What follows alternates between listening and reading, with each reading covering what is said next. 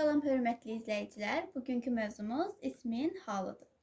Gəlin baxaq görək ingilis dilində ismin neçə hal var və hansılardır. İngilis dilində ismin 2 hal var. 1. Ümumi hal common case, 2. Yərik hal possessive case. Bəzənsə genitive case də deyilir. Bizə əsas lazım olan yərik haldır. Dedik ki, yərik hal nədir? Possessive case. İngilis dilində isimlərin canlı və cansız isimlərin yərik halı fərqlidir. Deməli, ingilis dilində canlı isimlərin, canlı tək isimlərin yərik halı apostrof s, canlı cəm isimlərin yərik halı isə apostrofla düzəlir. Cansız isimlərin yərik halı isə ofla düzəlir. Gəlin nümunələrimizə baxaq. Məsələn, deyir ki, the girl's name. Gördüyünüz kimi burada girl, yəni qız sözü təkdədir, isimimiz təkdədir. Ona görə də burada biz yərik halı apostrof s-nə vermişik. Qızın adı. Görürsünüz, burada da qeyd etmişik. Tək isimdirsə apostrof s-lə olur. Daha sonra aşağıya baxaq. Deyir ki, the girls' names. Qızların adları. Gördüyünüz kimi girls sözü cəmdədir. Görürsünüz, s cəm şəkilçisi var və cəmdə olduğuna görə biz onun yərik halını apostrofla düzəltmişik. Baxın, yuxarıda da dedik ki, canlı cəm isimlərin yərik halı apostrofla düzəlir. Sonra baxırıq cansız isimlərə. Dedik ki, cansız isimlərin yərik halı ofla düzəlir. Gəlin baxaq nümunələrimizə. Məsələn, the door of the room, otağın qapısı. The key of the car, qapının, daha doğrusu maşının açarı. Gördüyünüz kimi of, yəni yərik hal, aid olduğu, yəni yərik sahiblik bildirdiyi sözdən sonra işlənir. Görürsünüz, qapının, daha doğrusu otağın qapısı, maşının açarı. Gördünüz, of. Deməli, hər ikisində aid olduğu sözdən öncə işlənir. İndi isə gəlin baxaq, canlı isimlərin yərik haqqında geniş izahına baxaq. Gəlin baxaq. Aha, indi isə baxırıq qayda 1-ə kökündən dəyişən isimlər. Biz demişdik ki, təkdə olan isimlərin yərik halı apostrof s, cəmdə olan isimlərin yərik halı isə apostrofla düzəlir. Lakin kökündən dəyişən isimlərimiz istisnadılar. Kökündən dəyişən isimlər də təkdə olduğu kimi, onlar da yərik halı, tək isimlərdə deməli olduğu kimi apostrof s-lə düzəlir. Məsələn, necə? Gəlin nümunə yazaq. Məsələn, the child apostrof s toy. Bir də yazırıq ki, the children apostrof s toys. Deməli, birincidə apostrof s-lə the child's toys, uşağın oyuncağı, ikinciyə isə the children's toys, uşaqların oyuncaqları. Deməli, fərqi yoxdur. Birincidə söz təkdədir, yərik halını apostrof s-lə qoymuşuq, ikincidə cəmdədir, yenə apostrof s-lə qoymuşuq. Çünki bunlar kökündən dəyişəndir, yəni fərqi yoxdur. Təkdə oldu, cəmdə oldu, necə oldu? Ümumiyyətlə, kökündən dəyişən isimlər istisnadır. Onların hər iki halda yərik halı apostrof s-lə düzəlir. Gəlin, indi isə baxaq ad və soyadların yərik halına. Lövhəni təmizləyim. Baxırıq ad və soyadların yərik halına. İngilis dilində ad və soyadlar cəmlənmir. İndi gəlin baxaq. Mr. Brown. Bir də yazırıq The Browns. The Browns. Deməli, əgər ad bildirdikdə ad olanda Mr. Brown bir nəfəri, bir şəxsi bildirəndə ad olanda yərik halımız apostrof s olacaq. Məsələn, The Brown apostrof s. İkinci isə The Browns. Yəni, bu bütün bir ailənin soyadı bildirir. Yəni, Brownlar ailəsi. Bu zaman yərik halımızı apostrofla qoyacaq. Məsələn, Mr. Brown's bag, Mr. Brown'un çantası, daha sonra The Brown's apostrof house. Brownların evi. Deməli, birincidə ad bildirdi, yəni şəxsi bir nəfər adı bildirdi, apostrof s-lə düzəldi yərik hal. İkincidə isə bütün bir soyadı bildirdiyinə görə yərik halımız apostrofla düzəlir. Oldu Mr. Brown'un çantası, Brownların evi. Sonra gəlin baxaq mürəkkəb isimlərin yərik halına görək. Mürəkkəb isimlərin yərik halı necə düzəlir? Baxaq, məsələn, bir dənə nümunə yazaq. Her brother-in-law's shop. Yazaq. Her brother. Ümidvaram ki, xəttimi yaxşı görə bilirsiniz, oxuya bilirsiniz. Apostrof S shop. İkincini yazaq cəmdə olan versiyasını. Her brothers in law apostrof S shops. Deməli, birincide deyir ki, onun qaynının mağazası, ikincide deyir ki, onun qaynlarının mağazaları. Deməli, mürəkkəb isimlərin yiyəlik halı sonuncu sözə apostrof S əlavə etməklə düzəlir.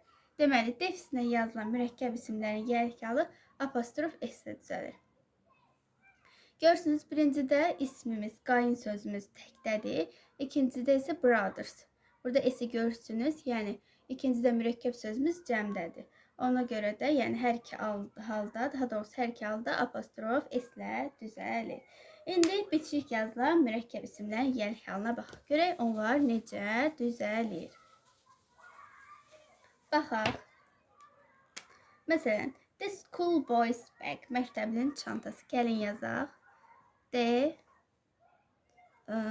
school boy apostrof S bag 2 D school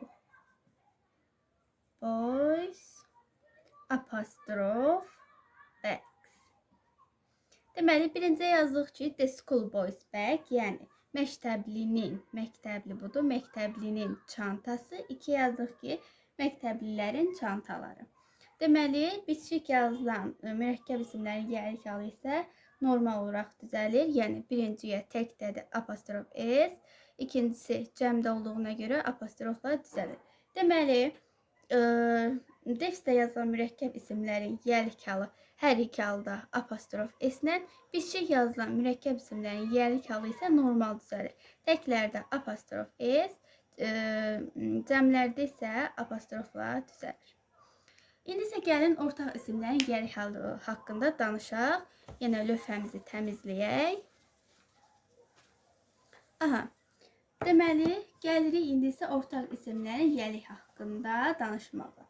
Birinci gəlin onu deyək ki, görək nələr ortaq ola bilməz. Deməli, bədən üzvlərdir, şəxsiyyətdir, xarakter kimi sözlər heç vaxt ortaq ola bilməz. Məsələn, necə? Ben and Tom's apostrof S, Tom's hands.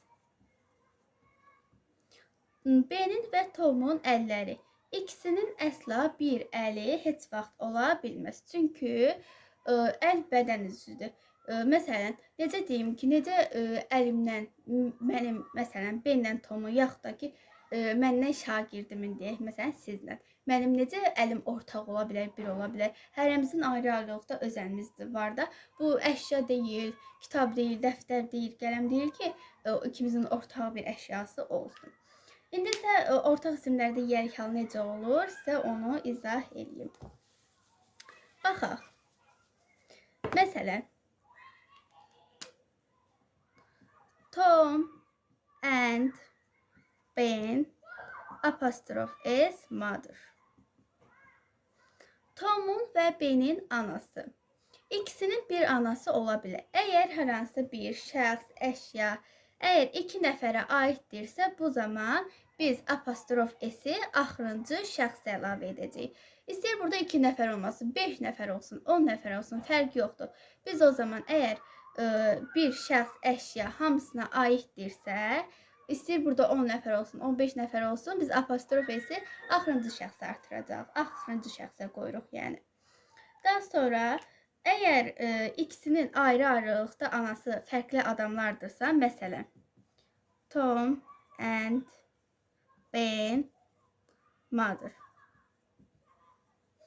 Bax, birinci versiyasına baxırıq. Birinci versiyada axırıncı apostrof S qoyub. Deməli, bu anadan bir dənədir. İkisinin ortaq anası, bir anası var. Yox, əgər mən Tomun və Benin analarını, yəni fərqli adamları, fərqlidirsə hər ikisinin anası, yəni ikisinin anası ortaq deyil, fərqli adamlardırsa, bu zaman Toma da apostrof s qoyuram, Benə də apostrof s qoyuram və axırıncı ismimi cəmləyirəm. Mother olur, mothers. S şəkildə əlavə edirik. Yəni burada ana bir dənə deyil də 2 dənədir. Belə məntiqən yadınızda saxlaya bilərsiniz ki, ana burada bir dənə yox, 2 dənədir. Yəni çoxdur. Ona görə biz axırıncı ismimizi ananı cəmləyirik. Deməli, dedik ki, bir əşya, şəxs əgər 2 və daha artıq çox şəxsə məxsusdursa, adam varsa, 2 və daha artıq şəxs verilibsə, bu zaman apostrof s-i sonuncu şəxsə artırırıq. Yox, əgər hansısa bir əşya 2 və daha artıq çox şəxsə aiddirsə, bu zaman biz apostrof s-i oradakı şəxslərin hamısını ayırarıq da artırırıq. Yəni Toma da artırırıq, Benə də artırırıq. Çünki anaları fərqli adamlardır. Və axırıncıya s cəm şəkildə əlavə edirik. Sonra baxaq görək nəyimiz qaldı. Sonra keçək indi isə sonunu s ilə bitən tək isimlərin yelkanına. Baxaq. Ümidvaram ki, bu izahımı, ortaq isimlərin yelkanını başa düşdünüz. Əgər hər hansısa nəsə bir şey qaranlıq qalsa, yorumlarda yaza bilərsiniz. İndi isə gəlin keçək sonu s ilə bitən tək isimlərin yelik halına. Məsələn, boss sözü. Məsələn, müdür, rəhbər sözü, yəni. Boss. Sonra hostess.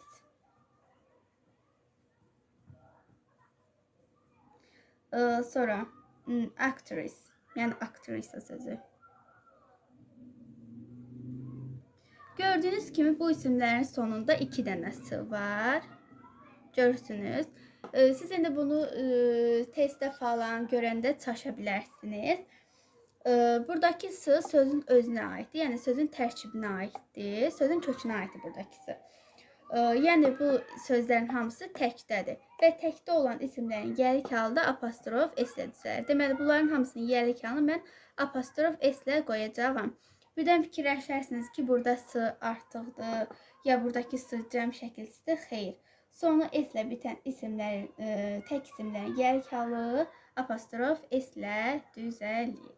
Yəni bunlar hamısı sözün kökünə aiddir, yəni tək isimdə hamısı. Ona görə apostrof s ilə düzəltdik. Daha sonra baxaq görək hansı qaydamız qaldı. İndi isə baxacağıq ki, bütün apostrof s-lər yelik hal deyil. Qaydasına baxacaq. İlk öncə lövhəmizi təmizləyim mən. Bir dəqiqə. Kamera sirkələnir. Deməli, biz hər yerdə apostrof s görəndə, onu, yaxud da ki, apostrof görəndə, onu biz yelik hal kimi götürə bilmirik. Baxaq, necə?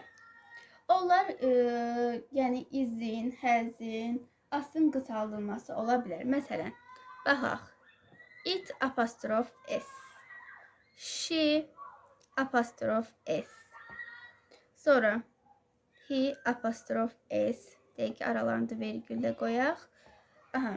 He apostrof s, this apostrof s, that apostrof s, daha sonra whose, what yazaq, whose, what, sonra let's. Deməli, siz buradakı sözləri görəndə bilməzsiniz, yadınızda saxlamalısınız ki, bunlar, yəni apostrof s-lər yelik hal deyil. Bunlar, yəni bu apostrof s bərabərdir izə. Yəni ki, bunlar izin qısaltmasıdır. It is, she is, he is, this is, that is, who is, what is. Buradakı let isə, let apostrof isə is deyil. Buradakı let bərabərdir asa. Yəni bu let asdır. Let asın qısaldılmasıdır. Deməli, siz bunları görəndə bilməlisiniz ki, bunlar yelik hal deyil, izin qısaltmasıdır. Daha sonra uşaqlar bir-iki şey də vurğuluyum. Apostrof s-dən sonra, yəni hansı sözdə, məsələn, apostrof s gördünüz cümlədə, testi yazarkən, Bunu tez qaçıb yəlik hal kimi götürmək olmaz. Apostrof s-dən sonra mütləq isim gəlməlidir. Yox, əgər isim gəlməyib, sifət verilibsə, sifətdən sonra isim gəlibsə, bu düzdür. Yəni apostrof s plus sifət plus isim. Belədirsə doğrudur. Yəni elə ola bilər ki, məsələn deyirəm də pronoy isim gəlməsin apostrof s-dən sonra, sifət sonra isim gəlsin. Çünki dedik axı sifət ismi təyin edir. Bu halda düzdür, doğrudur. Amma qalan hallarda apostrof s-dən sonra mütləq isim gəlməlidir. Yəni başqa nitq hissəsi gələ bilməz. Aha, bugünlük dərsimiz bu qədər. Növbəti videoda görüşənədək sağ olun.